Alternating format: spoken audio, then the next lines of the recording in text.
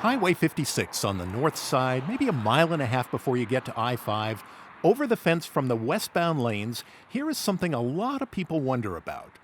Under the spreading pepper trees, it looks like a graveyard, one that must have been here for a long, long time. It's a great story, and it has to do with the Sisters of Mercy, who are part of the Roman Church, and they are dedicated especially toward helping the ill, the uneducated, and the impoverished. We went to Seth Malios, professor of anthropology at San Diego State and our graveyard guy. He's written about little-known burial spots, and he researched this tiny cemetery. He says in the 1890s, long before the 56 freeway came, on the open acres of land that used to be around here, those Sisters of Mercy had an orphanage. They also had cattle. They started a dairy. They had hired a Chinese man to run their garden for them. And starting about 1900, there were burials here, just a few graves. And we wondered, was it the sisters when they died? Well, this is where it gets fascinating, because the cemetery wasn't just for the Sisters of Mercy.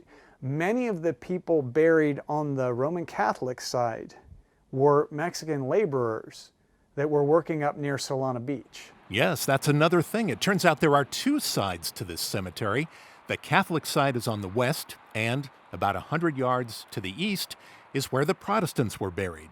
Their rock headstones clearly surviving the decades. By the way, together, Catholics and Protestants, records show 83 burials, the last one in the 1960s. And there are only 55 gravestones there. So some of the burials, some of the markers have been lost over time. On the west side especially, time has taken its toll on the simple markers.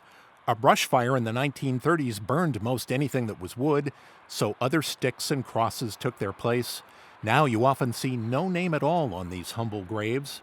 To Seth Malios, that's part of what makes this simple place under the trees by the 56 freeway so interesting and in its own way so elegant. This was not Mount Hope. This was not Greenwood. This was not Holy Cross.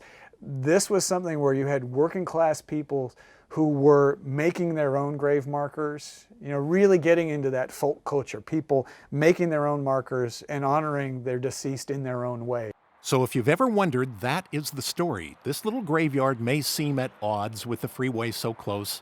Here's to those who, even today, as a work of mercy, stop by from time to time to honor and maintain it a bit.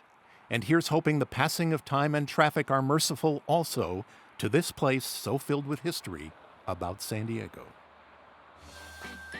Hi, thanks for watching this video. If you enjoyed it, be sure to click on the subscribe button right now so you can see more videos like the one you just saw.